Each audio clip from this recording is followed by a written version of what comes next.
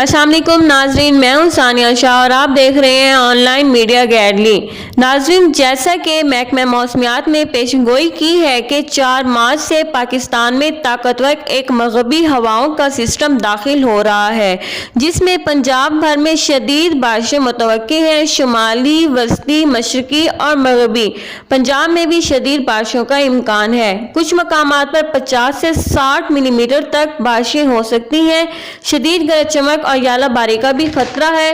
اس مقام پر بعض اوقات 80 سے 90 کلومیٹر کی تیز آندھی ہو سکتی ہے۔ طوفانی بارشوں سے نشیبی علاقے زیر آب آ سکتے ہیں۔ شمالی پنجاب میں 4 مارچ کی شام سے 5 اور 6 مارچ تک شدید بارشوں کا امکان ہے۔ خطرناک طوفان، گرج چمک کا بھی امکان ہے اور جگہ جگہ ژالہ باری کا بھی خطرہ ہے۔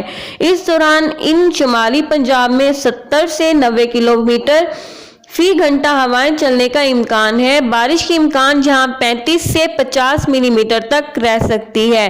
بارشیں زیادہ تر 4 مارچ کی شام سے 5 مارچ اور 6 مارچ تک ہوں گی۔